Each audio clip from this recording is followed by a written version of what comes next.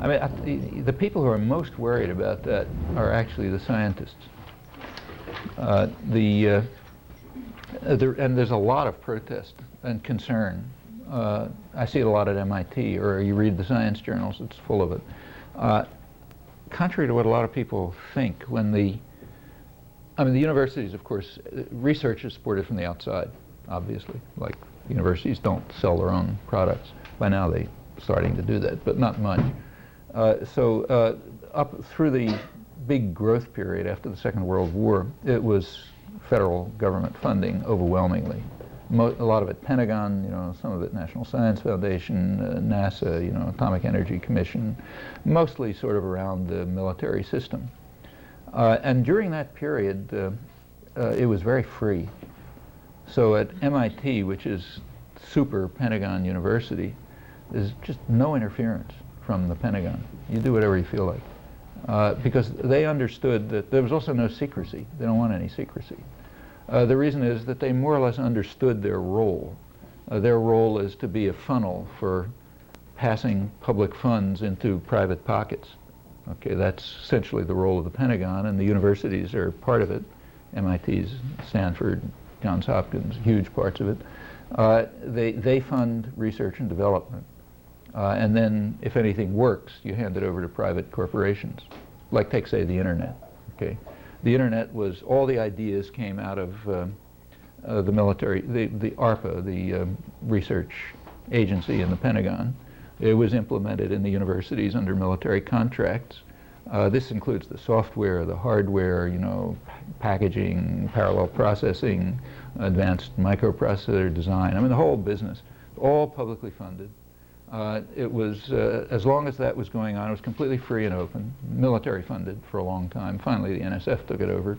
They've just, a year or two ago, handed over to private corporations. Okay. They didn't see the point of it for a long time. The big entrepreneurial geniuses like Bill Gates didn't see any point to the Internet. As recently as 1994, he was refusing to go to conferences on the Internet because he didn't see any money that you could make out of it. Finally, the light dawned, and they realized they can take it over and make a mint out of it. So now it's handed over to private power. But the point is, as long as you have government funding, especially military funding, there's very few constraints. You can study what you want, do research on what you want. I mean, there's some, they want to direct you to some things rather than others, but it's not enormous. Mostly it funded basic science and not particularly applied engineering. Actually, the same was true. There's another technique of public funding which is less obvious, and that is by allowing a monopoly. So as long as AT&T was a monopoly in the telecommunications industry, they could raise prices. A monopoly can raise prices to whatever they want. Raising prices is a tax, but then they could use that tax to carry out basic research. So Bell Labs, which was there as long as AT&T had a monopoly, did fundamental research. And that's where they developed transistors and information theory and a lot of basic physics and cosmology and so on. That's, again, public funding. It looks like it's a private corporation doing it, but they can do it only because they're a monopoly and they can tax the public. So it's basically another technique of public funding. As soon as the monopoly was broken, Bell Labs went out of existence, okay? Because they couldn't tax the public anymore. There's a move in the last couple of years away from federal funding and towards corporate funding. It's not too great. The reason it's not too great is because the ultra-reactionaries in Congress are trying to block it, because they understand, guys like Newt Gingrich understands that you want to have federal funding because you don't want rich guys to pay the costs. You only want rich guys to make the profits. So you want to distribute, you want to socialize the costs. I mean, he understands that. So therefore, he wants to keep the NSF and NIH budgets high and the Pentagon research budget high. You notice that they're staying high. And it's the congressional so-called conservatives who are keeping them high because they understand the way the system works. But there has been some change, a shift towards corporate funding. And the shift towards corporate funding has exactly the effects you'd expect. Corporate funding is short-term. They want a product. Like if Merck Pharmaceutical funds a project in the Harvard biology labs, they want a product for them, not for their competitors, right? They want it short term, like, you know, they want it in a year or 2 years or something, not 20 years from now. And furthermore, they impose secrecy because they don't want anybody else to hear about it. Now, they can't formally impose secrecy, but they can effectively impose it by the threat of not refunding. So you get more, the effect of the shift to corporate funding is short-term projects, you know, very applied work, cut back in basic science, increase in secrecy, and it harms the long-term profitability of the, you know, of private capital. So I suspect it's not going to go too far, but it's kind of implicit in the shift to privatization. All of these things just follow along with it, and there's a lot of resistance to it, and in fact hasn't gone too far in those respects. Now, there's another kind of corporatization of the universities which is also going on, but this is since the early 70s. That's in the humanities mainly, in the social sciences and so on. There was a lot of concern that in the 60s that the universities were getting out of control. You know, just too much independence. And in the 70s there was a counterattack. That's when the big foundations started coming along, and, you know, the Olin professorships of this, that, and the other thing, and a big effort to try to just use the power of the purse, which is, you know, what those guys have, to turn the universities back into conformity. And they mostly are concerned with the most concern is with the kind of policy-related areas. Like, they don't care that much about, you know, ancient history. A little, but not much. What they do care about is, say, economics or political science or something like that. And in those fields, it's very orthodox. Like economics, for example, is really narrow. I mean, not much is tolerated. In political science, maybe a little more. In the humanities, the same thing's going on. So you get people giving, you know, $20 million to have a program in great books, meaning you study what we tell you. You know, don't read this other stuff like women writers from the third world and all that kind of business. So there's a lot of that going on. And that's, I don't know if you want to call it corporatization so much as just private power wanting to ensure that discipline is imposed. And that's visible. I mean, the universities actually, even the right-wing elements don't like it much because they don't want to be dictated to by rich people. So, for example, Yale, if you notice, just turned down finally a big grant of, I don't know, $20 million or something, a lot of money for some humanities program where the guy who gave the money was insisting on having a role in appointment of professors. And that's just too much interference with private prerogatives, even for a pretty right-wing place, you know. So it's conflicted, you know. But it's, I mean, it's not that the universities were free before. They all, you know, their universities depend on wealth. You know, like 95% of the population doesn't fund the universities. They get it's private wealth, or else public money through taxes. You know, and that's like the Pentagon. That's public money, and it's. There was a big change in the 1950s, huge expansion of the public funding of universities mostly through the military system and other related things like NSF and NIH. And that's so far maintaining. I mean, NIH and NSF budgets have not dropped. They're kind of stable, even increasing slightly. I have a question about thinking. About what? About thinking. Thinking. It seems like I don't know the answers. In order to have for radicals to pass on the institutional capacity to analyze critically and develop theory, there's a capability there that many of us have not developed or have developed to, you know, well, most people got it knocked out of them. Right. I mean, children have it. So the question is, as radicals, as a group, as a movement, how do we develop that, maintain it, and strengthen it, that capability? Well, you know, I mean, I don't know. Nobody knows. I mean, there's some kind of elementary things that can be said. For example, it's very hard to do alone. it takes a very weird person to be able to sit alone, you know, in the midst of a big propaganda system and say, I don't agree, you know. And if it's not just that you get, you know, stomped, but it's just hard, you know. On the other hand, when you do it collectively, it's a lot easier. If there are people, I mean, thinking, in fact, is collective. Like, take, say, science, you know. I mean, it's very rarely done by an individual. It's an interaction. If you're in a, say, a graduate science course at MIT, it's, you know, the graduate students are talking, they're not copying, taking notes. You know, they're supposed to challenge and think and tell a professor he's off the wall and so on and so forth. It's a cooperative activity. And it's just as much true in any other area. You think by trying out ideas and getting somebody's reaction and then telling you something, and people bring in things you didn't know about and so on and so forth. So like you know, any kind of significant radical activity, it's going to have to be in organizations. And that develops thinking. There's no other than that. It's just you know, you have to figure it out for yourself. Nobody has any techniques.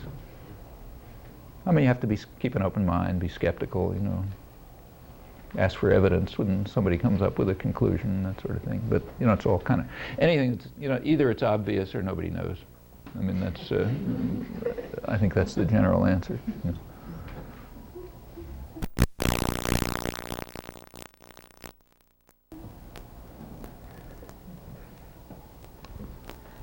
Back to what you were saying about this sort of limited corporatization of education. Are you talking primarily about the U.S.? Are you talking about the Philippines too? Is it not happening at a greater rate and differently? Or in different countries? Talking about the whole world? Or well, I was talking mostly about the United States. Right. There's some in fact, what's true of the United States, as far as I know, is true of most of the industrial world.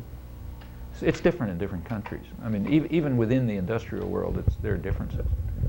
So the United States has a much freer higher education system than almost every other industrial country. It's part of the reason for U.S. economic success. One of the good things about the United States is it had a mass education system. The European countries did not. They had an elite education system. After the Second World War, they did open the universities up, but they didn't provide facilities. So in you go to Italy, let's say, everybody can go to, you know, the University of Rome, except they haven't got any facilities for anybody. Okay. Here the system developed in a rather different way. The facilities developed along with the opening up. Okay, so a lot of people here can go to college, a large part of the population. It's less true elsewhere. Furthermore, the universities in Europe and in Japan particularly are very authoritarian. It's not so much true of England, but in continental Europe, the universities are extremely authoritarian. I mean, a professor has enormous power, and people have to conform. You know, that's very true to a much less extent here. The universities are, in fact, much more democratic for all kind of historical reasons, and that harms things. There are other differences, but the move towards you know, making education more vocational and more applied and more short-term and more connected to corporate interests, that's happening to some extent throughout the industrial world. Maybe less here than in places like Holland. In the third world, like, I don't know about the Philippines, I just don't know anything, but because I haven't been there or, you know, haven't followed it, but various parts of the third, it just varies a lot. I mean, there's some places that are opening up, there's some that are, I don't think there's anything general, not that I know. Like in parts of Southeast Asia, the technical education is growing very fast. So in, say, Malaysia and Thailand, there's a lot more kind of engineering education than there was 20 years ago. Would that be to export highly skilled people, like, or? Well, they don't want to export the people. The West would be happy to have them export the people because that's that's a way of getting other people to, like, for example, the United States and Europe are quite happy to get engineers or doctors trained in the Philippines or Malaysia, and then they work here, because that means those people pay the costs and we make the profit. In fact, there have been a lot of Philippine, Turkish, and other doctors here, meaning the cost of the education is theirs, but the benefits are here. So the immigration laws are almost every country are set up so that trained, skilled people are allowed in, unless they have a surplus and they don't want the competition, then they may stop it. But if there's like a shortage of doctors, you know, then you bring them in from the third world. So they don't, and those countries don't want to export their doctors. Actually, this is causing very complicated problems in a lot of places. I think I mentioned, at least to some people, that I was in South Africa a couple of weeks, about 2 weeks ago. One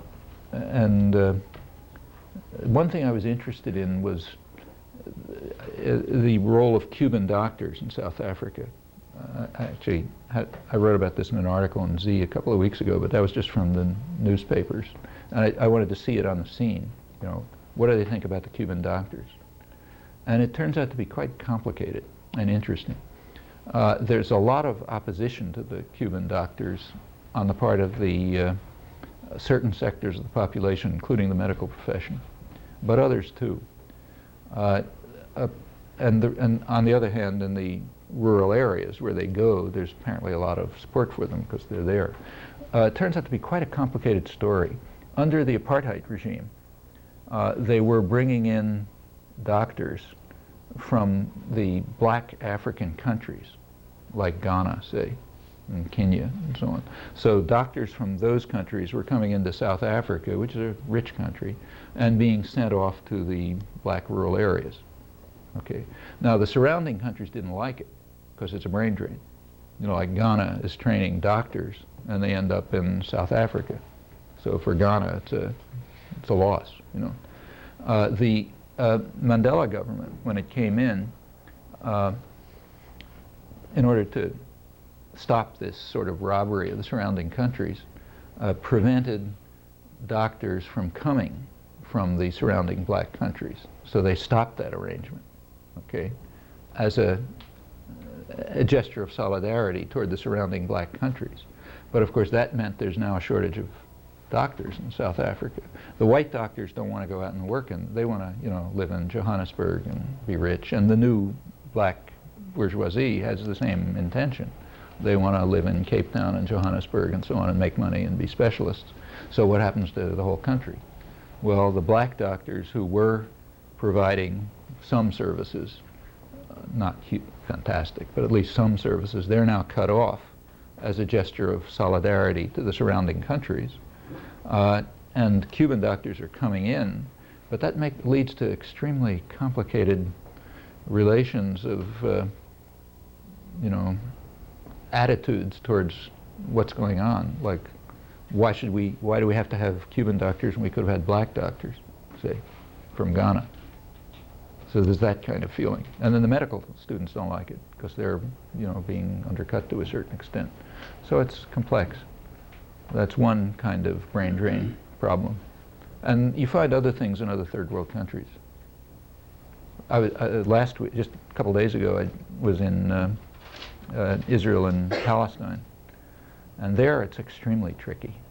Like, they badly need doctors in the occupied territories. But the medical system, which was always bad, is collapsing totally. But where are they going to get them from? Israeli doctors don't want to go. Egyptian doctors refuse to go. They hate the Palestinians. The Palestinian doctors say if they're trained in Israel, they now have a niche in Israeli society. So the Israeli doctors tend to go into the Jewish Israeli doctors tend to go into specialties because they make a lot of money, you know, and that leaves an opening for general practice. And the oppressed section of the Israeli population, namely the Palestinians, they're using that opening. So they all move into general practice at a lower, you know, much lower salaries, while the Jewish Israeli doctors go into private practice. But that also means they don't want to go off into the territories where it's really tough work. You know, they're very poor and oppressed, and, you know, dungeons basically. So there's a big problem. And there are many other problems. But I don't think there's anything general that you can say about the third world. It's, every place I've looked at, it's just different from place to place.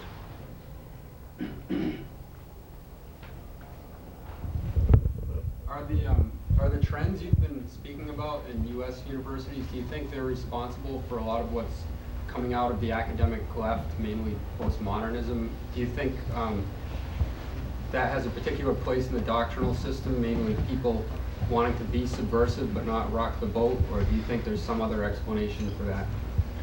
Well, you know, individuals have their own reasons, and you have to look and ask why they're doing things. But if you look at the phenomenon as a whole, its effect has been, I think the effect is pretty clear. It allows people to take a very radical stance, you know, more radical than thou, but to be completely dissociated from anything that's happening for many reasons. One reason is nobody can understand a word they're saying, you know? So they're already dissociated.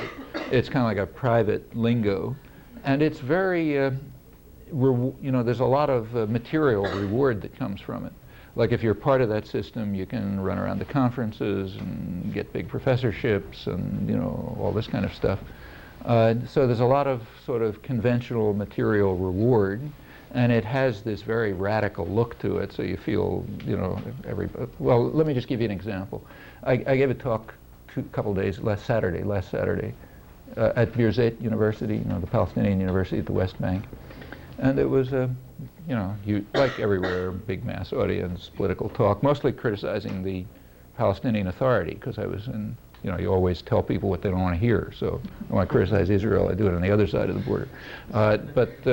The audience, most of the audience, you know, very supportive, and they liked it and they understood it. The guys with the jackets and ties were pretty angry, but that's normal. However, as I left with an Arab friend of mine who organized it, he's actually an Arab, he's an Israeli Arab who's a member of the Knesset, the parliament, but an old kind of good guy.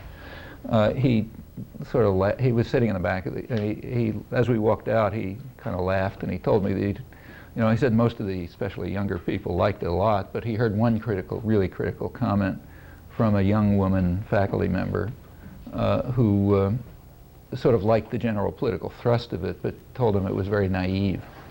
And I said, you know, why was it naive? And he laughed and he said, well, it's because you said that people do things on moral grounds, and you talked about truth, okay? And that's old-fashioned nonsense. You know, that's kind of this old Enlightenment stuff. We know perfectly well that nobody does it. I mean, I talked about how apartheid was overthrown, you know, and how it was necessary to have splits inside the white society, which there were. If the white society had been unified, they would have smashed the ANC. But there were splits from the inside, and basically on moral grounds. People didn't want to tolerate it, and that was quite important. Something, you know, talked about that. Well, that's naive, because nobody does anything on moral grounds. All power plays, you know, read Foucault and so on and so forth, if you can understand it. And truth is kind of like an old-fashioned concept, you know, there's no truth, and so on and so forth. Yeah, that stuff goes on all over. I mean, the next day I gave a talk at an Israeli university, and then it was critical of Israel and the United States, and talk about the Palestinians. And there were commentators, and one of the commentators was the dean, and he, you know, he hated it, of course, and a historian. And he said, he also said it was naive, because I was talking as if there's a objectivity in history. I was running through the history of what happened and saying how you should interpret what's going on now in those terms. It is complete naive. I mean, everybody knows there's no objectivity and there's no truth, and it's this narrative and that narrative and so on and so forth. That's very convenient. It sounds very radical, you know, and it's extremely convenient. You can beat people over the head with perfect, you know, self-confidence, because there's no reality anyway, and it's just their narrative and your narrative. In the third world, it's particularly grotesque in my opinion. It's bad enough here. I don't like it here, or other rich countries. But when you get to third world countries, it's really grotesque, because the, you know, there the separation of the radical intelligentsia from popular struggle is a much more, you know, it shows much more dramatically. I mean, people are much poorer and they're suffering much more, and these guys are usually very rich, in fact, often, and it's ugly. But I think it has served a function. I don't want to say that the people who are involved in it necessarily do it for this reason. In fact, I know extremely good people who are very active and I respect and like and so on, who are right in this stuff. I don't know why, but that's means something to them. But as a general phenomenon, I think that's the way it's worked. It's worked as a way of insulating sectors of a kind of radical intelligentsia from popular movements and actual activism, and it served as an instrument of power. I suspect that's the reason why it's so readily tolerated in the universities. I mean, it's all over the place, in the third world as well, because of the function it serves.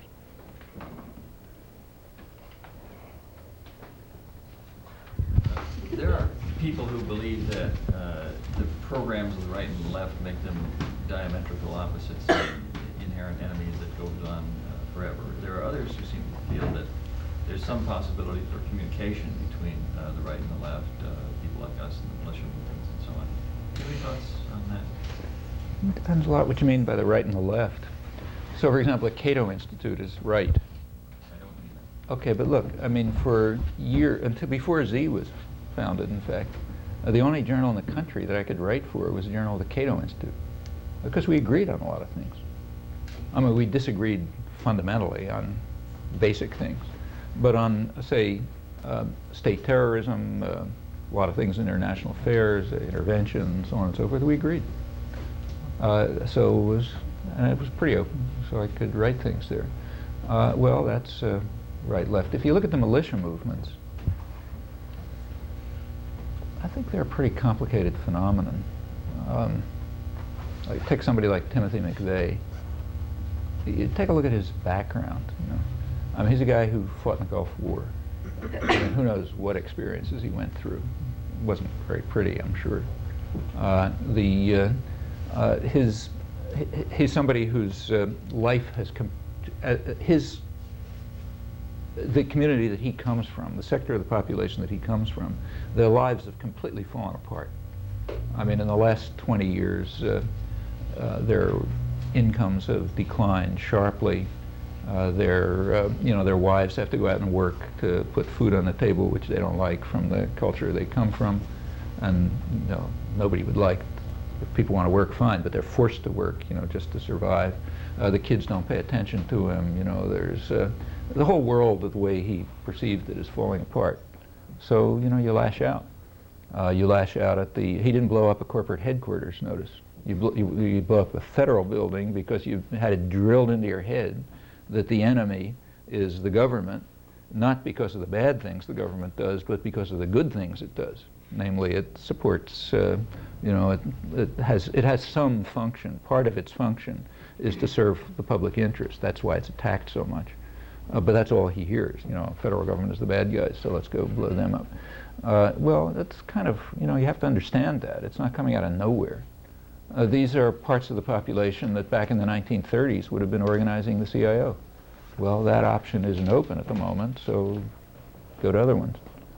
I think there's, in fact, if you go back to the union organizing days, it was bringing in sectors of the population that were very destructive before. If if alternative options are open, same sectors can become very constructive. Is that a bridge between the left and the right? Well, if you make it, I mean, I don't know Timothy McVeigh, but I think people like that could be made to understand that their enemy is not the federal government. Their enemy is private power, and the federal government, insofar as it's run by private power, which is most of it. There's been a kind of interesting shift in just mass entertainment in this respect over the years. So I've been told, maybe you know better than me, but you go back to the 1950s and say television, the FBI was just, gods. Now I think the FBI is, if you look at a standard cop show, the FBI is the bad guys. It's the local police who are the good guys, and the FBI is coming in and screwing everything up, and they got to get them out of their hair and so on and so forth. I understand that that's been quite a considerable shift. And if you think about the way the FBI was glorified back in the 50s, it's a pretty remarkable shift. Well, I suspect that that's part of the general propaganda of trying to make people hate the federal government, but support the parts of the federal government that protect them from all kind of enemies and in fact funnel money to rich people. It's kind of nuanced, but I think that's happening, and you see that in the militia movement. Let's attack the federal government as the enemy because not private power, and of course let's keep the Pentagon, you know. And they don't know that the NIH and the NSF are doing the same thing. Yeah, I want to ask how these propaganda things work. For example, we've watched wages go down, down, down, down, down over a couple of decades, yet nobody thinks they're underpaid, they are overtaxed. And, you know, this is obviously a propaganda ploy, but Yeah. who Yeah, and how does this sort of thing, I mean, all of a sudden there's this big full-blown tax revolt that has, where did it come from and how? You know, look, I mean, you live here just as much as I do. Everything that reaches people is you're overtaxed, you're giving the money away to these pointy-headed bureaucrats and these welfare mothers and these third world countries and so on, and you're suffering because you're paying too much taxes. That's all anybody hears. Mm-hmm. Well, you know, it's very hard when you're sitting alone and you hear nothing but this flood of stuff to say, wait a minute, you know, maybe I'm not over, maybe we're undertaxed. See, it's interesting, if you ask people, you look at polls, the same people who say that they're overtaxed say they would like to have more money spent on education, on mass transportation, on preservation of the environment, actually even on welfare. If you don't call it welfare, because welfare has been demonized, but if you take a look at a poll where they say, should we guarantee health and you know, sufficient food and decent living conditions for everybody? Yeah, most people say yes. If you call the same thing welfare, they say no. You know? If you ask people to estimate how much of the federal budget goes to welfare, they give estimates which are kind of, you know, like off the map, way beyond anything that it is, like a third of the federal budget or something. That's a standard estimate. If you ask people how much money should go, they give estimates that are higher than the amount that does go. Same with foreign aid. You ask people how much money should the United States spend in foreign aid, they give the standard answer is way higher than it is. If you ask people how much money do we give for foreign aid, they think it's way too high and ought to be cut back. Well, you know, that's not that people are bad. You know, that's what they hear. What they hear is we're giving all our money away to these, you know, third world people who are living in luxury, and I'm working hard. Why should I give my money to them? On the other hand, if you say, well, should we give this amount of aid abroad? They say, yeah, sure, a lot more, in fact. So where does the propaganda come from? Well, you know, you see it every time you turn on the tube, and every time you read the newspaper, and every time you read the journals of opinion, and so on. It's constant. I mean, the United States is, in fact, undertaxed. If you look at the actual facts, which are available, they're not hard to find. The poverty level here is, the United States has the worst record among the industrial countries, bar none, in things like child poverty, hunger, you know, inequality, and so on. Just about every measure, it's the worst. If you want the latest figures, UNESCO, which still barely exists, just came out with its 1997 report, which is just data, you know, just data on things like child poverty and mortality and so on for the countries of the world. It's just alphabetical. But if you look at the industrial countries, the United States is flat out the worst. Okay. Now, where does that come from? Okay. Well, if you look at actual income, the United States is not the worst. So if you take, say, if you look at the distribution of income from, say, wages, the United States is more or less like other countries. So how does it get to be the worst in child poverty and inequality? Well, because it's the worst in transfer payments. So, for example, in France or Sweden or whatever, the government intervention, which means the public intervention to provide people's needs, has a kind of progressive character. Okay, so it shifts funding to some extent from the rich to the poor. In the United States, it doesn't. So if you look before transfer payments, the U.S. isn't off the, you know, redistribution, whatever government redistribution there is, like welfare and stuff like that. If you look before that, the United States is sort of the norm. If you look after it, it's the worst. Well, that's because we're undertaxed. and not only undertaxed, but regressively taxed. I mean, every country is, but the U.S. is worse. And that disparity shows it quite strikingly. It's that component of the system, the transfer payments, in which the United States is by far the worst. End result is we've got hunger, child poverty, you know, starvation among the elderly, you know, all these things that other countries don't. And it's because we're undertaxed. But, you know, how many people know this? I mean, how many people read the, you know, biennial report, State of Working America, which has all this data? Like, you know, people we know, that's who reads it. Somebody's supposed to be reading that and then getting... Well, I'm reading it, you can read it, you know. But it's not going to go to the mass of the population. Okay, because in order to get to the general population, that, see, like, I can read it because I'm a university professor, right? I got free time, I have resources, I got money, you know, I have all these things that make it possible to do it. Suppose you and suppose you have a couple who are working each 50 hours a week to put food on the table. They're not going to read this book. They don't even know it exists. You know, they couldn't even know that this data exists. They wouldn't know how to find it if somebody told them it did exist. I mean, they're not part of that tiny privileged sector of the population which can do these things. Well, okay, that's what radical organizations are for, to make it available to the general population. I mean, that's what a labor movement is for. A big part of the labor movement was always worker education. Like when I was a kid, my family was mostly first-generation immigrants who were working class. They knew all these things. A lot of them never went to school, you know, but they knew all of these things. In fact, knew them very well, you know, better than the people in universities. Yeah, they were part of a lively, organized labor movement and political movement. Actually, the political movement was often the Communist Party back in those days. But whatever you think about it, it was a political, I didn't like it, you know, but it was a political movement that brought people in and gave them a way to participate. Well, okay, the labor movement, the political movements, and so on, they can make these things available. But so much of it is misinformation. Is somebody sitting out in a think tank saying, this week we'll demonize working mothers, and this weekend we'll attack daycare, and I will talk about divorce some more and say how awful that is, and the morals, you know, all this stuff. Why is the misinformation? Why is it there? I guess because the misinformation is very much in the interests of people with privilege and power. Okay. So, and since they have the privilege and power and resources, why shouldn't they put it out? I mean, what do you expect them to do? Tell the truth? Why should they? First of all, objectivity is dead and truth is dead, and that's the objective truth. Right.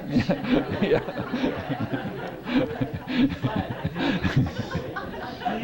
Do you ever think that maybe just the fact that Noam Chomsky is allowed to run around and talk and that maybe that is proof of the power of these propaganda machines, that, or the whole system, that it can allow someone who's saying your version of the truth to exist as they're still doing their own thing? Well, what would be the alternative? We'll be winning when you're shot. Yeah, I don't understand exactly what. I mean, like, who would see? Remember, this is more or less. I mean, it's not a capitalist society. A capitalist society couldn't survive for 3 minutes. But if you look at the spectrum of world societies, this is toward the capitalist end. Okay. Now, in a real capitalist society, everything is a commodity. You know, everything's available. You get as much as you can buy. Okay. And that's also true of freedom. And if you think about the United States, it's very free. I mean, the amount of freedom is very large compared with other societies. And you get as much as you can buy. Well, I can buy a lot. Okay. Furthermore, other people from my same class background would not want the state to have the power to act against me. So if the state were to act against me, I would get supported by rich, powerful people because they don't want the state to have the power to act against people like them, namely me. Okay? Well, for ugly reasons, you get a lot of freedom. And actually, this covers quite a large part of the society. On the other hand, if you're a black organizer in the ghetto, you can get murdered because nobody cares whether the state has the power to go after them, you know. And they don't have the resources to buy a lot of freedom. I mean, it's a very unequal class society, and I suspect all of us, certainly me, benefit from that in the sense that we can buy a lot of privilege. That's why we're here. You know, how many people have the opportunity to spend some time in a place like this? You know, you got to be part of a fairly privileged sector even to be part of it.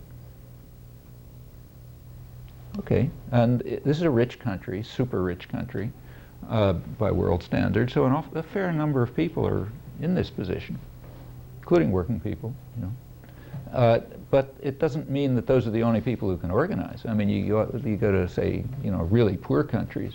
For example, take, say, India, a very poor country. I was there about a year ago. There's one part of there's a provision in the Indian Constitution that says that calls for village self-government. It says villages have to be allowed to, you know, have to have self-government. Formally, it's supposed to be it's a rural society, so this is, you know, millions, hundreds of millions of people.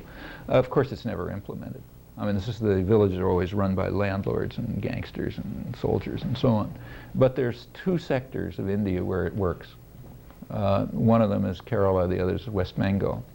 A friend of mine who's an Indian agricultural economist, radical, took me through the West Bengal part. And I mean, I was surprised. It is really true. You know, you go to a village unannounced, you talk to the, you know, people get together, you see who's running the village, there's a village committee. They've broken down caste distinctions and gender distinctions, which is no joke in rural India. So the village committee is half women, all castes. You know, the head of it's a landless worker. One of the members of the village committee in one of the villages we went to is a tribal woman. Tribal women are below anything, you know. I mean, even below the untouchables. So it's doubly, you know, low, namely women and also tribal. But she was right there sitting in the village committee. They answer questions. I've been in places where they're supposed to be collectives and cooperatives, like, say, Vietnam. And when you go to the collectives, it's clear that they never worked. I mean, you start asking people in the village committee, you know, questions about the budget for next year. They don't even know what you're talking about, you know. On the other hand, which means that somebody else is running it. Here they knew, you know. They could answer any questions you asked, the detailed answers, you know, took you and showed you what they're doing. I mean, went around. As we were walking through the place, we happened to, there was a building with some milk cans, so I asked somebody what it is, and they didn't know, but we went over and saw it, and turned out it was a women's cooperative, milk cooperative, that village women had set up on their own, you know, and not so much to make money as just to work together. In fact, they weren't making any more money than when they had their individual cows, but they were doing something together. Well, you know, and you see things like that, there's, when you go around, there's no water. Until very recently, they had no water. You know, you had to go somewhere and carry water on your shoulder. But now they have, the water level is not very low, like it's about 30 feet you can get water. There is primitive but functional technology, primitive pumps, that women, it's only for women. In fact, they showed us with considerable pride how they do it, took it apart, you know, stick it in and so on. And they maintain it and run it, and that means that there's water for like a group of 3 or 4 families will have water. All of this stuff is in the last 10 or 15 years. These are very poor people, you know, but it's relatively prosperous by Indian standards. How did they get it? Well, it turns out when you look back at the history, there was a very brutal guerrilla war fought, you know, counter-insurgency war fought there in the 1970s under the Indira Gandhi government. I didn't even know about it. I sort of read about this stuff. But it turns out there was, the government sent in troops, tried to destroy it. They were beaten off, you know. These guys fought and they won. You go past the house where the landlord lived, you know, the big fancy estate, there's nobody there, the landlord's gone, you know. Lands are divided up, run cooperatively. Okay, you don't have to be rich and powerful to achieve things. In fact, quite the contrary. So there's a lot of opportunities all along the line, but people have to work. You know. It seems one of the last huge corporations to still be under attack from the government is the tobacco industry. And with the proposal of the $300 billion over 25 years, what do you think is? Well, a couple of years ago, I listened to, somebody gave me a tape, an interesting tape of a talk given by a guy whose name, believe it or not, is Charles Whitebread, who's a professor of, he's a law professor at UCLA, and he's the leading specialist in the United States on the history of prohibition. Very conservative guy. He was giving a talk to the California Judges Association. It was quite an interesting talk, and I was sort of interested enough to look back and read his articles. He has, you know, a big, huge, a whole issue of the University of Virginia Law Review and a couple of books and so on. It's about the history of prohibition, especially the history of marijuana. He did very fascinating work on this. He's a very right-wing guy, you know, but it's very intriguing. One of the things he pointed out in this talk, it was about 10 years ago, he predicted that the government was going to make tobacco illegal, okay, to the California Judges Association. And he predicted it on the basis of the history. He said, look, if you look, you'll notice that smoking is becoming class-related, which it very strikingly is in the United States. It's a class issue. Like, you know, you get a graduate student at MIT. I haven't seen a student, an American student, smoke for probably 15 years. The only people who smoke are foreign students, or, you know, some older people. On the other hand, if you go to the you know, junk food place where the teenage kids hang out, the poor kids, they're all smoking. They all have 2 cigarettes in their hands. It's becoming a class-related phenomenon. And what he pointed out is that the history of prohibition, you know, ever since the early 19th century, has been that if some behavior, some form of behavior is associated with, you know, what are called the dangerous classes, it gets prohibited, gets criminalized. Okay, so behavior that's associated with the poor and, you know, immigrants and bad guys, that tends to be criminalized. Marijuana is a very striking example, in fact. There's never been any medical, when I read I thought, you know, when I read the detailed history, mostly his work, it's pretty interesting. There has never been any medical testimony indicating that there's anything dangerous about marijuana. In fact, the American Medical Association and all those guys were against the prohibitions because they couldn't find any evidence for it. You know, there's nothing wrong with it as far as they knew. Probably not good for you, but nothing is. But it wasn't harmful. It was first criminalized when Mexican immigrants started coming in, Mexican workers. In fact, the first place to criminalize it were the places in the South, the states in the Southwest. And they associated it with Mexican, you know, the Mexicans were the ones doing it, and they're the dangerous classes, so we make it criminal. Then it started spreading in the United States. In fact, the peak of marijuana use was in the late 70s, but there was very little criminalization. You know, like not a lot of people were sent to jail for smoking marijuana. The reason? It was rich white people. You know, it was, you know, kids and students in fancy universities. You don't send those guys to jail. So the level of criminalization was actually low, though the level of usage was peaked. In the 1980s, that began to change. There was in the 1980s, there was a decline in the use of any kind of substance among educated people. And by that I mean everything from tobacco to drugs to red meat, you know, to coffee. I mean, all of this stuff started to decline, more or less steadily, among educated, more wealthy people. On the other hand, it remained stable in the poorer sectors, or even increased. Okay, at that point, that's exactly when the criminalization started. When you were going to get, it was going to be a war against poor black people mainly. That's when criminalization started, okay? I mean, it was technically illegal, but the laws weren't applied until then. That's when the war on drugs began. In fact, it was pointed out at the time that this is just a war against the poor. You just look at the trend lines, you can see exactly who's going to go to jail, you know? Well, now what about tobacco? He pointed out that the same thing is happening with tobacco now. It's becoming class-related. And as it becomes class-related, it's going to probably get criminalized. That's the standard. Actually, prohibition in the United States was sort of the same. Prohibition was not aimed against, you know, rich people up in upper New York State. They kept drinking as much as they liked. The point was to close the saloons in New York City, because that's where poor working-class immigrants are getting together, and those guys have to be stopped, you know. And that's pretty much the way it worked. In fact, sometimes it's astonishing. Like in Britain in the 19th century, for about 20 years, they criminalized gin, but not whiskey. Well, it turns out gin is what poor people were drinking, and whiskey was what rich people were drinking. You know, so anyhow, he predicted tobacco will be criminalized, and I think that's now what we're seeing. It's becoming a behavior pattern of the poor, and behavior patterns of the poor call for for punishment. Doesn't matter what the behavior is. And furthermore, one more word. He noted, and if you look at it, it's true, that the tobacco companies were expecting it. They were diversifying. So now the tobacco companies make a huge amount of money, like Philip Morris, one of the top corporations, but take a look at where their income comes from. It's not so much coming from sale of cigarettes in the United States. It's sale of cigarettes abroad and sale of things like cereals in the United States and other things. They're now a conglomerate, you know. They sell all kind of things.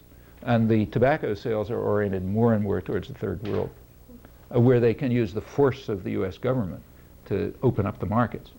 So like there's a threat to countries abroad that unless they open their markets to U.S. poisons and advertising aimed mainly at women and children will close the U.S. market to them. That's a strong weapon. So they are, and his prediction, he's probably right, is they're expecting criminalization. You don't think that the tobacco industry has their hands in the politicians' pockets? Yeah, but you know, they've got other ways of making money. I mean, they cannot change the fact that smoking is becoming a class-related issue. That's just a phenomenon. And one of the effects of tobacco use being class-related is that there's a likelihood of criminalizing the behavior, or at least penalizing the behavior, because it's poor people and working people and so on. So you want to penalize it and maybe even criminalize it. And they've been looking at that and are diversifying into other products and also aiming at the third world. So sure, they've got their, you know, they're one of the biggest funders. Philip Morris is one of the biggest political funders. And they, you know, they're going to hold on to what they can, but I think they probably see the handwriting on the wall and don't care that much. What was the name of that book? The book is by B-O-N-N-I-E. Bonnie is the first author. He's also a law professor, and Whitebread. And it's called The Marijuana Connection or something like that. They spell marijuana with an H.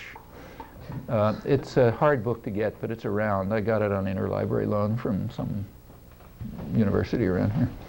And it's a sort of history of the criminalization of marijuana and other things.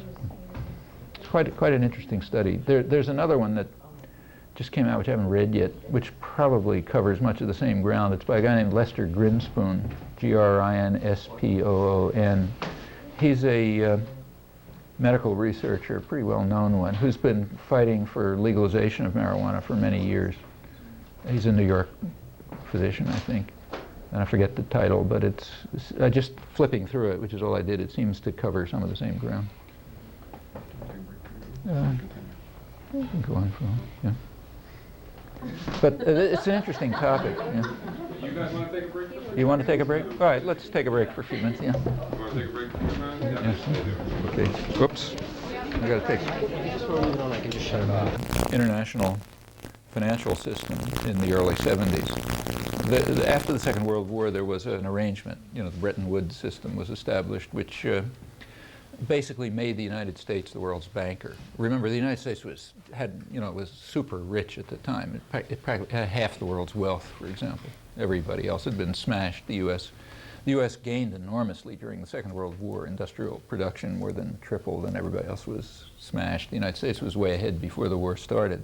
So it was really in a position to run the world like nobody in history.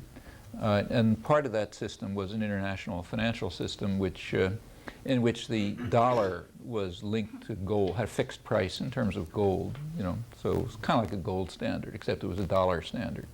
And every other currency was linked to the dollar.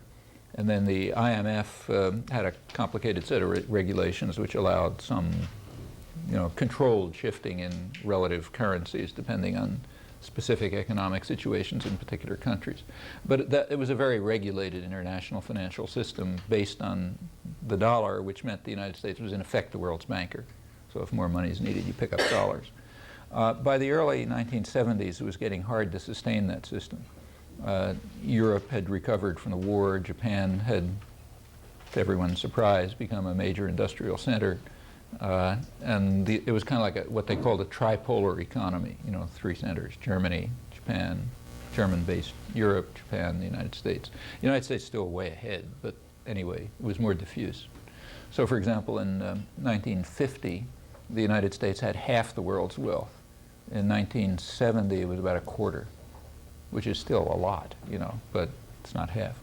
And then the Vietnam War came along, which was extremely beneficial to Europe and Japan and even places like South Korea. It was a big shot in the arm for them.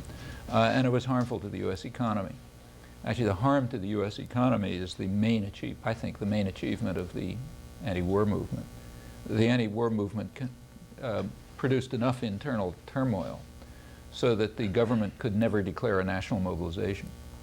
If there had been a national mobilization, like during the Second World War, it probably would have worked as it did in the Second World War, very beneficial to the economy. It also would have smashed Vietnam totally.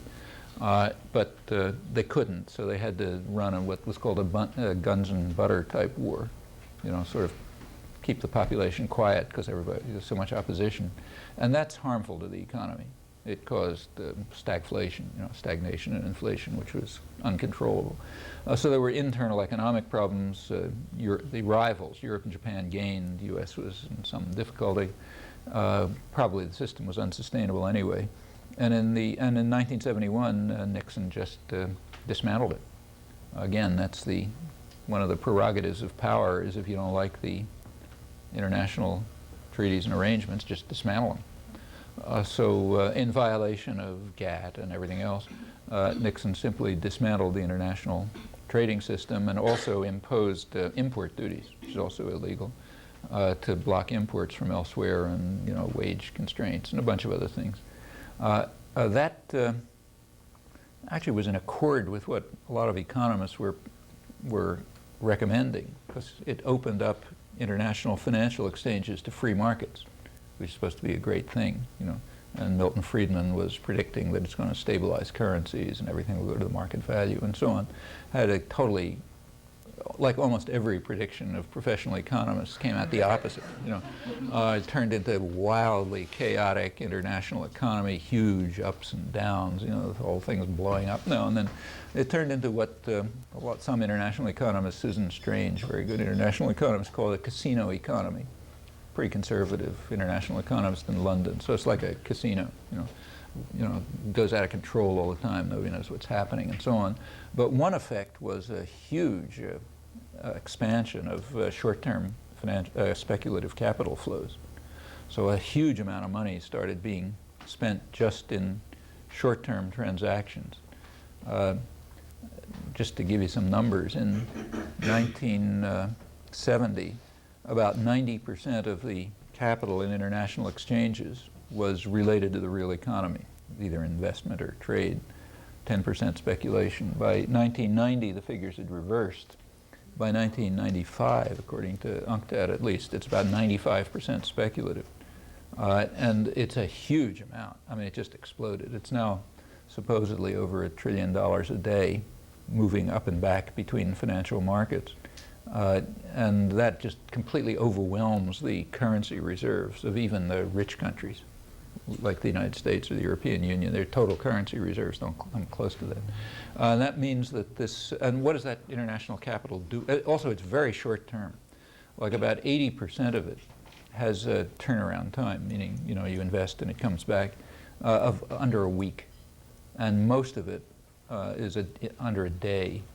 And a lot of it is within a couple hours. So it's just really moving very, very fast. And what it's looking for is high interest rates and low growth. So if some country tries to stimulate its economy, like if President Clinton, suppose he gives a talk in which he says, he makes some hint that he might do something to stimulate the economy or social spending or something, just a hint. Okay, there's 3 news agencies now: AP, Knight Ridder, and Reuters. Yeah, and Reuters is in fact the biggest, believe it or not. The 3 of them, they do very little news reporting. They mostly do financial reporting. You ask, say, a Reuters correspondent what they do. They have a mobile phone. You know, they go to the talk, And if they hear some word that says, you know, maybe we'll do something to stimulate the economy or increase social spending, everybody runs out on their mobile phone. They call some central database, and they say, Clinton said so-and-so, you know, and comes back verifying Clinton said so-and-so, and they say, yeah, and then it immediately goes out to all the markets over the world, because that's what their audience is, you know, speculators, financial markets, and they say, you know, Clinton indicates stimulation of American economy, everybody sends their money somewhere else, you know. And that's like $1 trillion suddenly moves from one market to another, because they're moving away from growing economies. They don't want that, because that, you know, might lead to inflation and cut down the value of money and so on and so forth. Well, the effect of this, and it was understood a long time ago, it was understood right away, you know, early 70s, that this is going to be that this fast speculation is going to drive the world, the global economy, into kind of a low-wage, low-growth equilibrium. Also high profit for financial institutions especially. And that's pretty much what happened. There were other things that influenced it too, like the development of, you know, telecommunications came along at the same time. The big growth in telecommunications came along at the same time. And that makes it very easy to do things like this, a lot easier. So for example, the whole, you know, Tokyo is the opposite time zone from us, more or less. So like you can get the whole of the New York stock market over to the Tokyo stock market within a few seconds, you know. And that means you can keep it working 24 hours a day, basically, the money. And that's how guys like George Soros and those characters, you know, get super rich, by playing little games with currency speculation and so on. It has a terrible effect on the economy. It's just drawing money away from productive investment, and it's also attacking growth. It's attacking growth, and it's attacking benefits. And it puts government sort of in hostage. Well, can it be controlled? Yeah, of course it can be controlled. In fact, it's like it's not out, you know, it's not like some active, you know, like an act of God or, you know, a law of nature. In fact, proposals to control it were made right away by very mainstream economists. James Tobin was the first. He gave a talk at the presidential address at the American Economics Association, in which he pointed out what a lot of people were thinking, that if you put a small tax on short-term speculative transactions, like, you know, in a day, that'll slow it down, put sand in the gears, you know, because it'll be a little more expensive. So it'll slow it down, and there'll be more money transferred over to productive investment and so on. There's a lot of technical debate about whether you should do it that way or some other way and so on. If you're really interested, there's a book that just came out called The Tobin Tax. This thing is called the Tobin Tax, in which a lot of, you know, World Bank economists and hotshots and so on have technical articles on whether it would work and whether you should do it this way or whether you should do it that way and so on. But the general consensus is probably something like that would work. There's a lot of similar proposals. Well, you never know whether these things are going to work until you try them, because nobody really understands the economy. You know, it's mostly kind of like a mystery.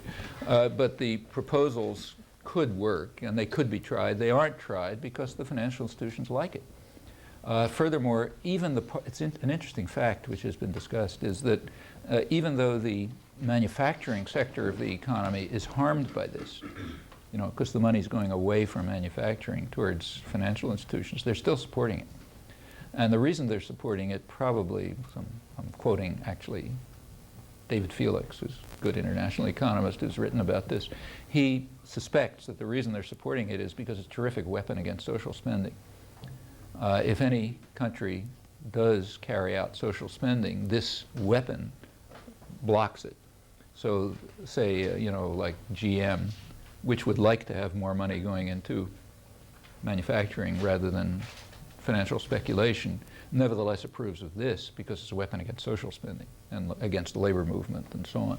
So there's sort of secondary effects that make it worthwhile. That's had a big effect on the international economy. It's probably one of the major reasons for the, maybe the major reason for this steady decline in, say, wages and income for most of the population. That's been either stagnation or decline. It's been going on for around 20 years.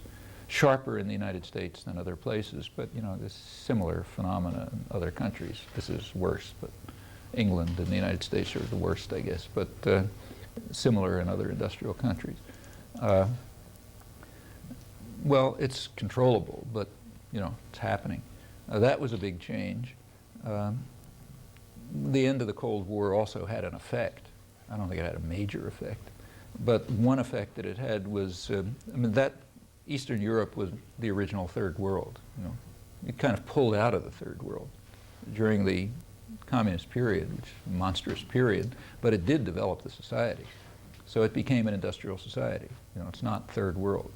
And it had industrial level health standards and educational standards, and it wasn't as rich as the first world, but it was basically an industrial society. That changed in 1989. Now it's going right back to the third world. And it's kind of interesting, speaking of the media, to see how they handle this. There was an article, front page article in the New York Times a couple of days ago, maybe the Sunday edition, by one of their big thinkers on Eastern Europe. His name is Michael Spector. It was called Dr. Dostoevsky's, analysis or something. And he was talking about why the Soviet Union has completely collapsed. Like about 500,000 extra people are dying a year, since 1989. Life expectancy has dropped very sharply, particularly for males. The whole place is totally destroyed. In fact, it looks like it's being destroyed because it's beginning to look more like the third world than it did. It doesn't look very different from Brazil. In fact, it turns out it's now at about the level of Brazil, okay? Which, well, why did this happen? One possibility is because market reforms were introduced in 1989. No, but you're not allowed to think that. In fact, the word market never appears in the article. So it's all about the Dr. Dostoevsky's analysis. Dostoevsky wrote something about the Russian soul, and there's something about the Russian soul that's different. And you really have to read it. It's like a comic strip. Because it's perfectly obvious what's happening. They introduced market reform, so yeah, sure, the whole thing's looking like the rest of the third world, But no, it's got to be the Russian soul has never been able to do this and that. Okay, so that's Dr. Dostoevsky's analysis. Somehow the Russian soul wasn't operating before November 1989, and then it suddenly started operating. You really have to have a good education to be able to handle this kind of stuff. But so anyway, that was a change for Eastern Europe, but of course that had an effect. Now that it's part of the third world again, it means that you get very cheap labor, right across the border. So like a German factory, say, Daimler-Benz or somebody, they can invest in, say, Poland, or Russia or someplace where they get educated workers.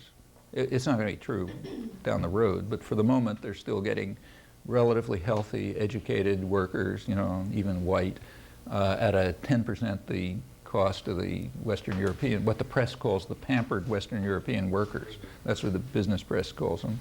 You get them at 10% the cost of the pampered European workers. They don't have any benefits. If they get out of line, the state comes in and smashes their heads in. It's a big improvement, and it's a way of attacking. It's kind of like northern Mexico for us, And in fact, American, like GM and those guys, they invest there too. Same reason. Well, that's an attack on living standards for Western workers, and is recognized as such. It's all over the business press. Like they're very frank about it. Business Week, Financial Times, and so on, understood that what this means is another weapon against the pampered Western workers and their luxurious lifestyle, as they say. So that's a change. And of course, the collapse of the Soviet Union meant that the Soviet Union, whatever you think about it, it was a big military force. So it was a deterrent. It means there's a limit on what the U.S. can do because maybe you get in trouble. Well, with the Soviet Union gone, it frees up the deterrent.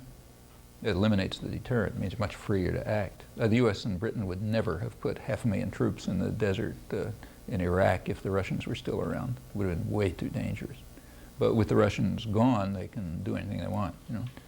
Even the invasion of Panama, it's a little operation. It's kind of like footnote to history, sort of. But Elliott Abrams, the Undersecretary of State, did point out correctly that this was different from earlier U.S. interventions because there was no need for any concern about a Russian reaction anywhere. So you're kind of freer to invade other countries and stuff. So there's small, there's tactical changes, but I think the big change is just that this region's been reincorporated into the world system as a service area.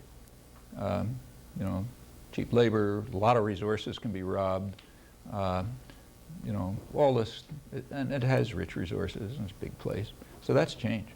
Now, of course, it's not a homogeneous area. So there were parts of Eastern Europe that had been parts of the First World, like Czechoslovakia. You know, it was a rich industrial country. So it's kind of moving back to what it was. It'll be, at least the Czech Republic will be part of the industrial West. Western Poland was really part of Germany, more or less. So it'll become part of it again. Same with parts of Hungary and so on. But most of the region is, in fact, the whole region is going back to what it was. You know, it's more or less what's happening. And that has an effect on the international economy and on, say, Western workers, because there's other ways of smashing them over the head. These are useful things. I mean, like take, say, the trade agreements. The trade agreements they don't have much of an effect on trade, but in fact, if you look at NAFTA, it really hasn't changed.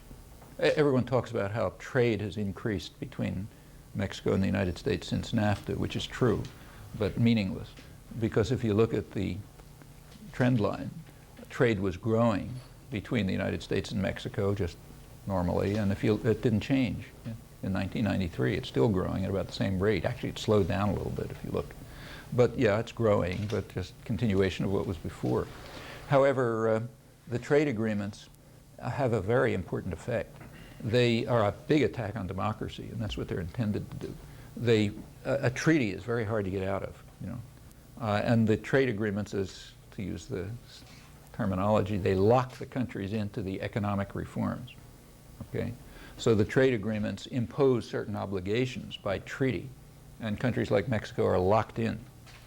That's a protection against what's called the threat of a democracy opening. I'm not making this up, I'm quoting, you know. The threat of a democracy opening in Mexico that might challenge the United States on, say, nationalist grounds or something, that's blocked by a treaty that locks them into the reforms. It also offers a threat against American workers, North American workers, you know, like the United States and Canada.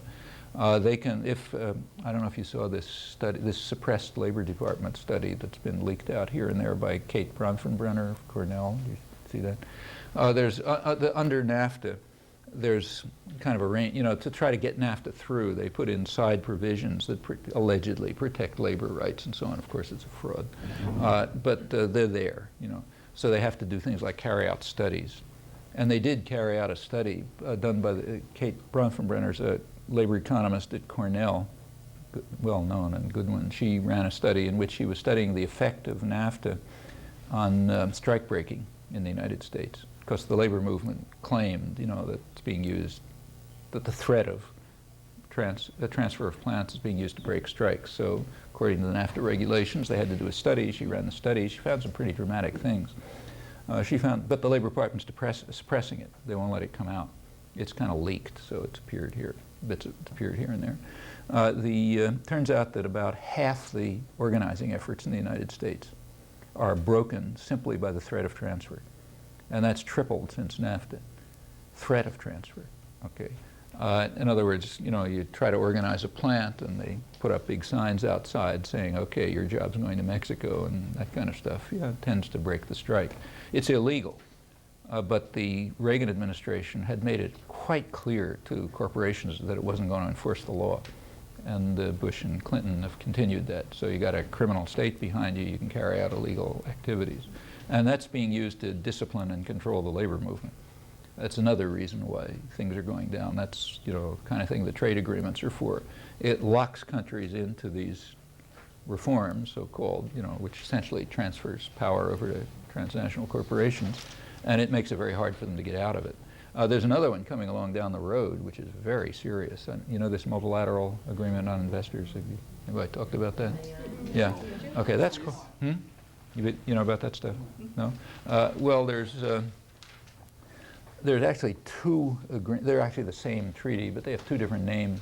One is called Multilateral Agreement on Investors. The other one, Multilateral Investors Agreement. They're the same thing. One of them's going through the World Trade Organization. The other's going through the OECD. The World Trade Organization, it's having some problems.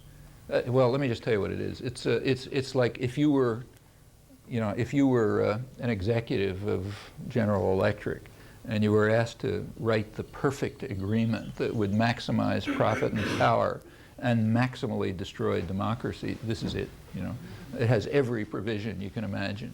Gives free right. The drafts are sort of secret, but they've leaked. Actually, I read one, it's unimaginable. You know, like it gives investors the right to do anything they feel like. You can move funds freely. You can move factories freely. No constraints. So you don't have to worry about minority rights, about technology transfer, environmental conditions, going to special areas, you know, where you want to have development. I mean, anything that any population might want is excluded. And it's pure investor rights, okay? It allows corporations to sue governments, from local governments up to the federal government. Like if the city of Boston, you know, imposes some condition on, you know, hiring women or not polluting the environment, corporations can sue them, but it doesn't allow reciprocal rights. So it means no population can sue a corporation. I mean, it's like a complete, it virtually dismantles whatever there is of a democratic process and hands it over to private capital. Well, technically, I mean, it's not supposedly secret. I mean, like it's not inside the National Security Council or something, but nobody knows about it. It was supposed to go through in May 1997, but it was delayed, and now they're aiming for May 1998. In the World Trade Organization, it's being blocked. And the reason is that countries like India and Malaysia and others are screaming about it. Because it basically turns them into wholly owned subsidiaries of foreign corporations, and they don't want that. And they have enough clout in the WTO to block it. But in the OECD, it'll probably go through. You know, that's the rich countries. So there it'll probably go through because their corporations will gain by it. Their people will lose, but that's not what they're for.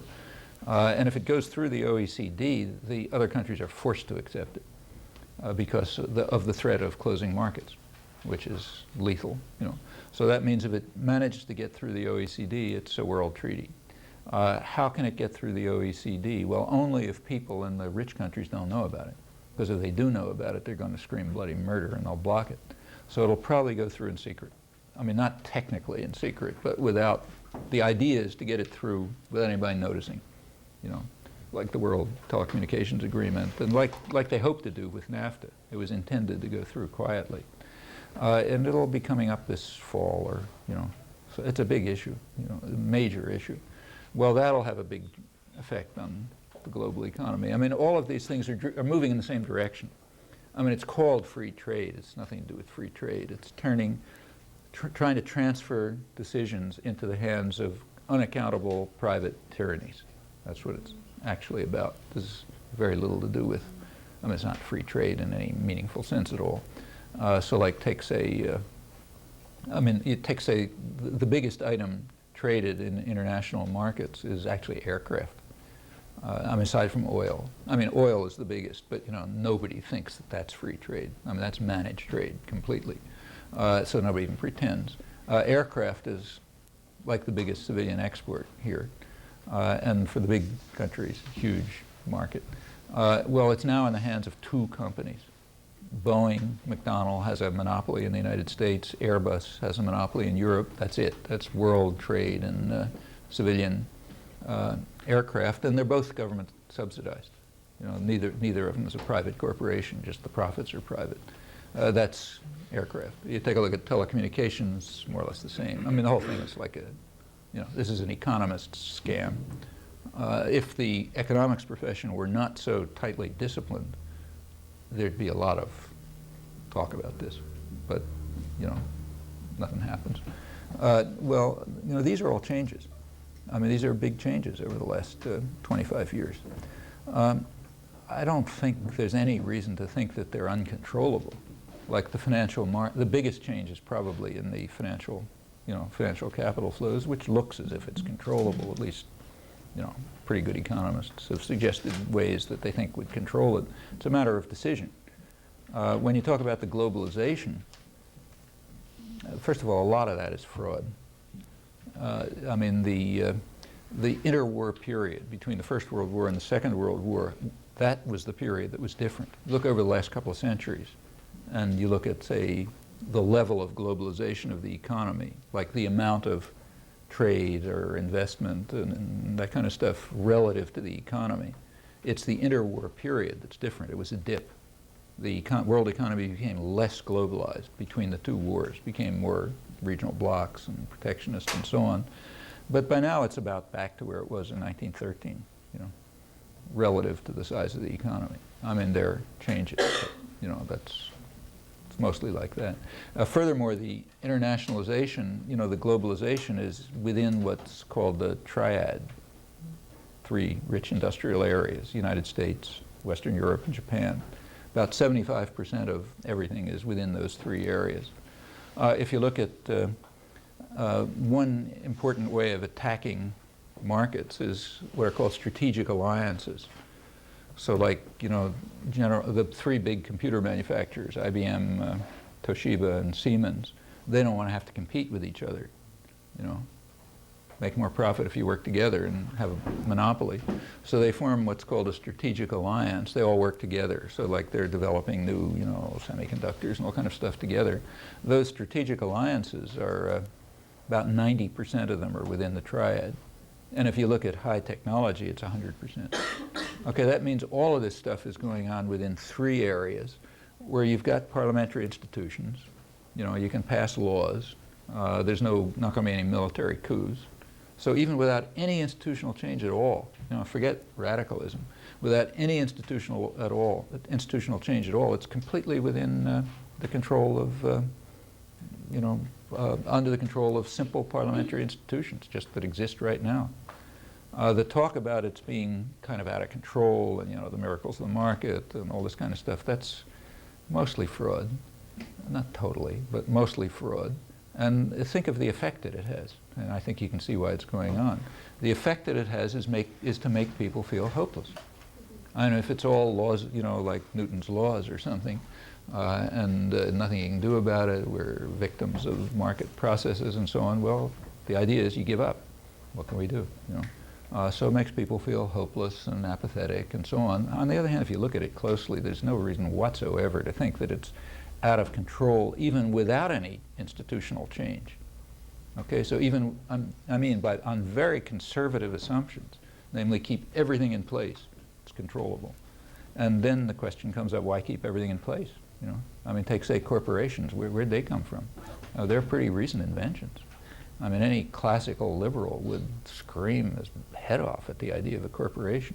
Corporations were created early in this century in their present form to attack market principles. That was their purpose. You know, they were designed to internalize risk and to attack the natural rights doctrine.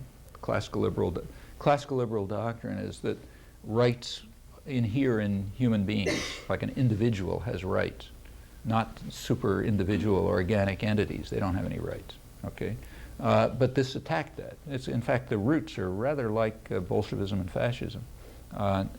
Organic entities, which are over and above individuals, have rights. It's a major attack on the whole classical liberal tradition, you know.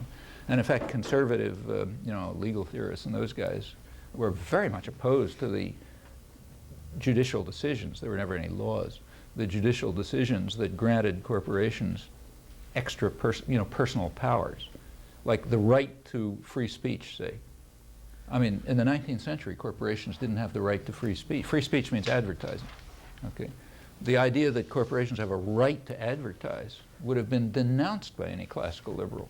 I mean, they're not people. They don't have any rights, you know. Maybe the members of them have rights, like it's kind of like a partnership, so the individuals have rights, but not the corporation. Or the right to, say, buy some other property. Where'd that come from? Or protection from search and seizure, like you can't go in and get their records. I mean, that's an individual right. It's not a corporate right. Well, you know, corporations early in this century were granted huge rights, not by legislation, by courts mainly, lawyers, you know, intellectuals, including progressive intellectuals, who kind of changed the culture around. But that's recent, thin, you know, no reason why it should exist. There's good basis for just dismantling the whole apparatus and putting them under democratic control. Well, that's institutional change, and you know that gets rid of the whole system. And it's again very conservative. You know, that's going back to principles that were just standard in the 19th century. In fact, if you look further, right through the 19th century in the United States, through the mid-19th, well, late 19th century, mainstream thought was opposed to wage labor. I mean, like Abraham Lincoln, I'm not talking just about the labor movement, but Abraham Lincoln was opposed to wage labor. The Republican Party was the party of free labor after the Civil War still. Free labor means not wage labor. Okay, wage labor was considered an abomination. You know, the idea that you should rent yourself to somebody and be paid, that was considered like slavery. The North fought the Civil War under the banner of free labor, meaning no slaves, no wage labor. These are not exotic ideas, you know. Well, they can quickly become mainstream again. It's again a matter of, you know,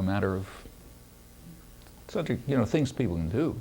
I mean, these ideas are not from outer space. They happen to be right in the core of American history.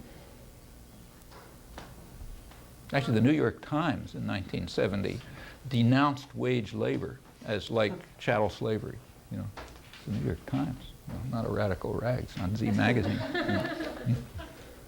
So you're saying because so much of this is controlled by this triad, and this triad has democratic systems in place, that it is possible for us to make. We're in control of the triad. Right, but then when it comes to GATT and also the multilateral Agreement. how does that play into it? Because we don't have any control of that. Well, we do. We can block, first of all, we can get out of GATT. We can dismantle GATT by legislation.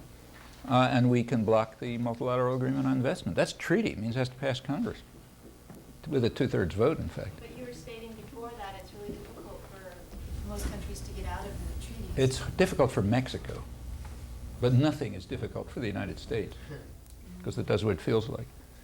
If the three major powers, you know, Japan, Western Europe, and the United States, if they decide, let's say through legislation, with no institutional change, they decide, they pass legislation which says, okay, we dismantle the GATT treaty, everybody else follows. I mean, if Mexico says, I want to get out of GATT, they get smashed. You know, then all the markets of the world get closed to them. They're dead.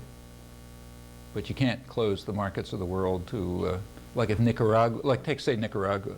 Nicaragua won a world court suit against the United States. The world court ordered the United States not only to terminate the war, but also to pay billions of dollars of reparations. Okay, so the United States was ordered to pay about $17 billion of reparations to Nicaragua. Well, you know, here everybody laughs. Nicaragua has a way of enforcing that. They can close their markets to the United States, right? That's the method permitted to them under the international law. You know, big excitement here. So, you know, on the other hand, if the United States closes its markets to Nicaragua, they're finished. So the stuff that goes on in the triad happens to dominate the world. You know, I don't know exactly how much, but probably 80% of the world's wealth or something is in there.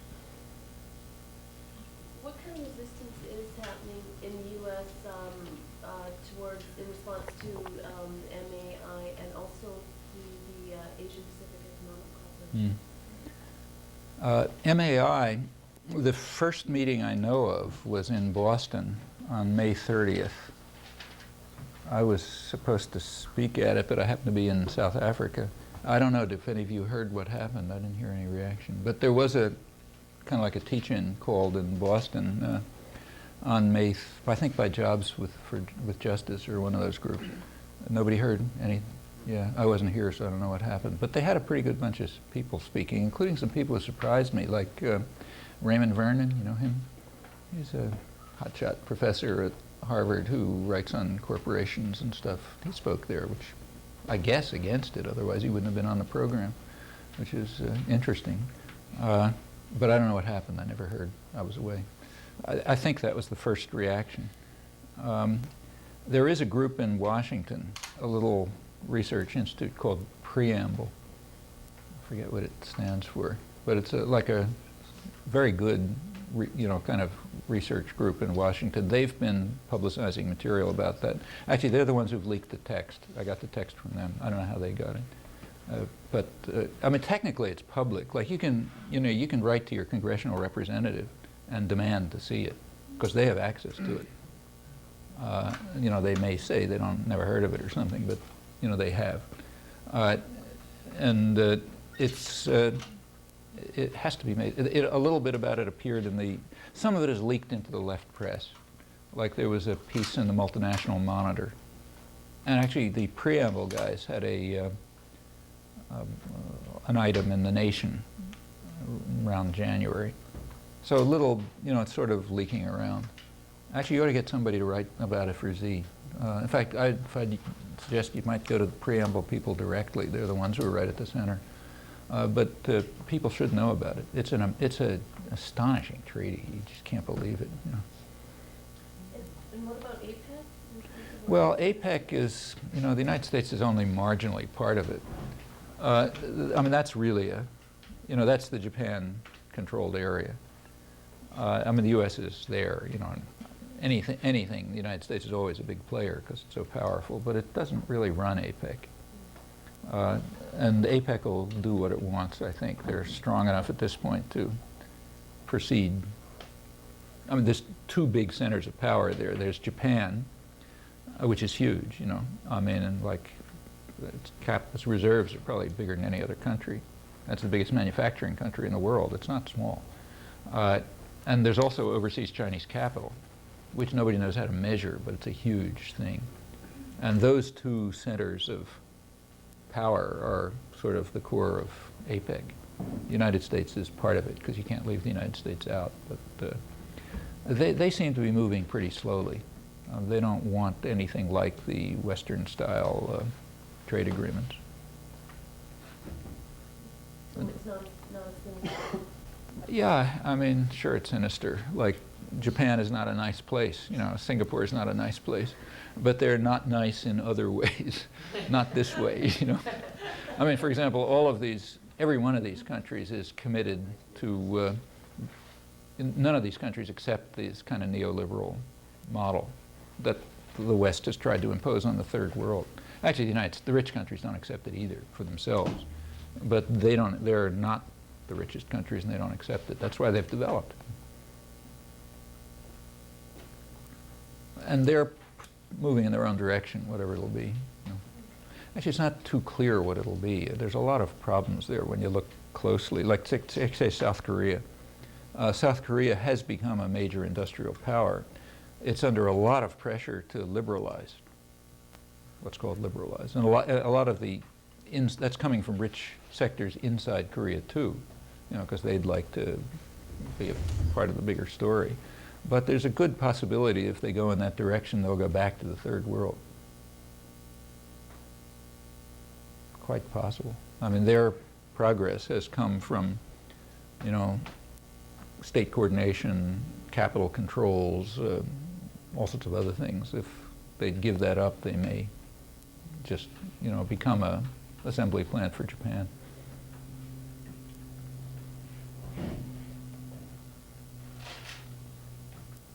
You mentioned the World Court. Yeah. I'm just wondering, they ruled that nuclear weapons are illegal. They didn't quite. They were under it. It's amazing what they did do, but they were under tremendous pressure from the, you know, United States, other rich countries not to rule it illegal. And they didn't quite say that. They made a qualified statement saying that, which, you know, didn't exclude the use of nuclear weapons in what they called, you know, dire circumstances or something. Yeah. There's recently been some action in the U.S. where that decision hasn't even been able to use the World Court. I'm just wondering how that's going to affect other international players. Is that? Well, you know, I mean, the World Court or any of these things, it's kind of like Universal Declaration of Human Rights or international law. I mean, these are weapons against the weak. The powerful do what they feel like. So, I mean, the clearest case was the World Court decision against the United States. In the case of Nicaragua, the World Court ordered the United States to terminate the unlawful use of force, means international terrorism against Nicaragua, and to pay reparations. Congress, which was controlled by Democrats, responded at once by increasing aid to the Contras by $100 million. Okay, that was the immediate reaction. Actually, I reviewed this, I think in Z or somewhere. Across the board, everyone attacked the World Court. The World Court had discredited itself by coming out with a decision against the United States. Bob Laken, some of you may know, he's an interesting character, kind of Maoist lunatic who became a big, they needed him because this is an interesting story about the media. Typically the media, you know, if you want some position to be expressed supportive of power, you go to the local university and the proper academic department, and somebody will come out and say exactly, you know, what you want to say, and then you put it in their words, not your words. It didn't work in Central America. During the Central American Wars, it didn't work. For some reason, the Latin American Studies Association, the professional association, refused to go along with the whole business. So they were wiped out of the media. If you take a look through the 80s, nobody ever goes to the Latin American Studies Association for an opinion on anything. And what they had to do was invent a new cadre of experts. You know, they had to dredge people up from somewhere so they could be the experts. And one of the guys they got was this Bob Laken, who we know from MIT, who's an old progressive labor Maoist, who was off in Mexico talking nonsense about revolution. But he realized that, you know, that Maoism and Reaganism are very similar. And the Carnegie Foundation and the New York Review also realized it. So he quickly he became a, you know, senior fellow of the Carnegie Foundation, and he was testifying before Congress and writing long articles in the New York Review and a book and so on. And you have to understand this literature to see what he was doing. But he was writing about how the primary contradiction is between, you know, the people and the hegemonists. I mean, if you've been through all of this bullshit, you understand what this means. You know, it means the big enemy's the Russians, you know, and the sturdy peasants, you know, namely the Contras, are fighting against hegemonism, and, you know, blah, blah, blah. I mean, all this Maoist, you know, baby talk was coming out. It was all being published in the most respectable places, and it fit exactly with the picture that was needed. So Bob Laken, getting back to the World Court, after the World Court decision, you have to go to the expert. So he was approached by the New York Times, I guess, and he said, well, this just shows how the World Court is an instrument of the Soviet Union. I mean, the Russian judge on the World Court had withdrawn from the case, you know. I mean, even if but it doesn't matter, you know, any kind of lunacy is okay, you know, as long as it comes out the right way. That was the reaction of the World Court. Even, you know, guys who, you know, big exponents of international law, like Thomas Frank and so on, said, no, not this time. World Court is really out of line. You don't criticize the United States. And the thing disappeared. In fact, the judgment of the World Court was never even reported here. I mean, aside from places like Z, you know, like the words that I quoted, unlawful use of force. I don't think that appeared anywhere outside of maybe things I wrote. There are a couple international lawyers mentioned it. Furthermore, a crucial decision of the World Court, you know, you remember, if you recall, the aid to the Contras was always called humanitarian aid. Right to the end, in 1990, always humanitarian aid. I mean, nobody ever deviated from that. The World Court specifically addressed that question. You take a look at the World Court decision in 1986.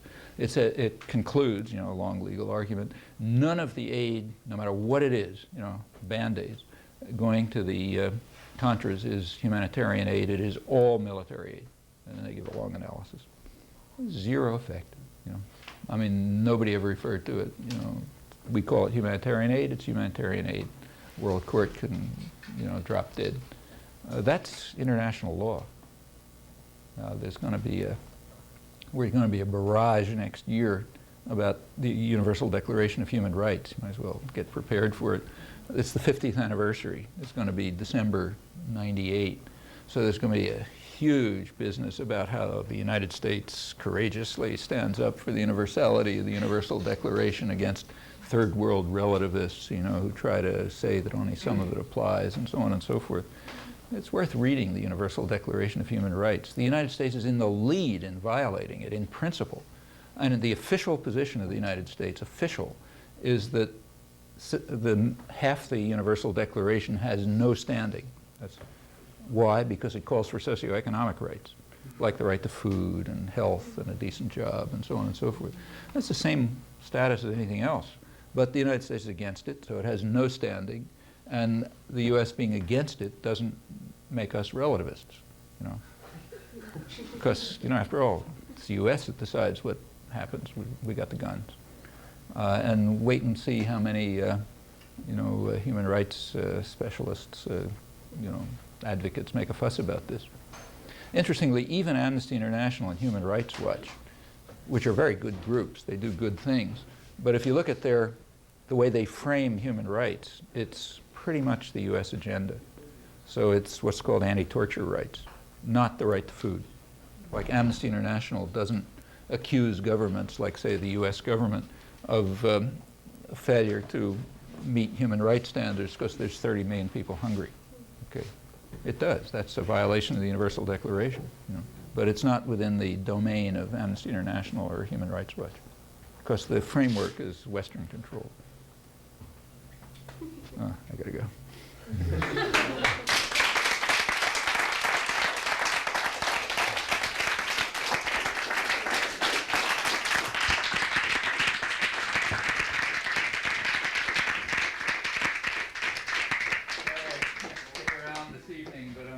Shot at a couple long international trips. Thank you. Bye. Drive safe.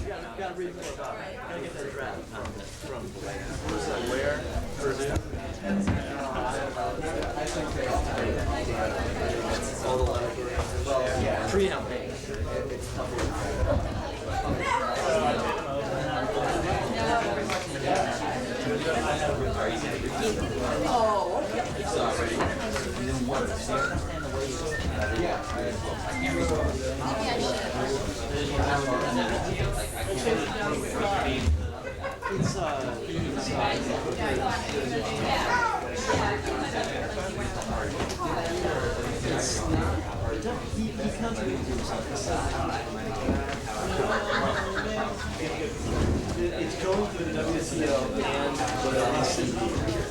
What is the OECD? I think they are going to support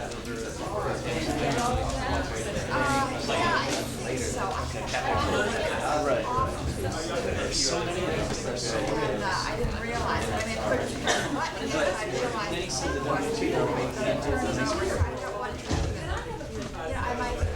but it's really interesting. What forms I wish I had got. It's got the one that's supporting the OECD, it'll have to go through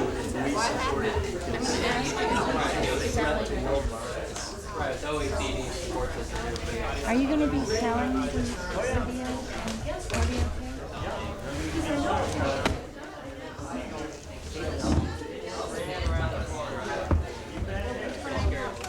Magazine, or will you send us also? I'll be sending everybody that was here a flyer. Oh, great. What's available, how to get it onto your local cable access station, and for less. What's good? Offered.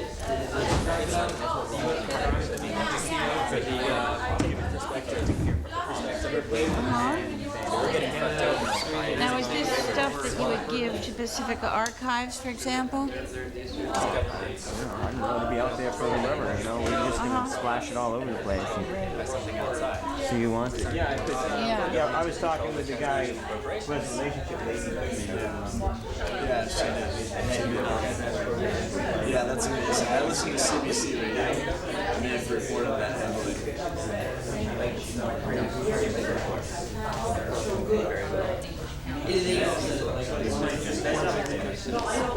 Oh yeah, rule of law.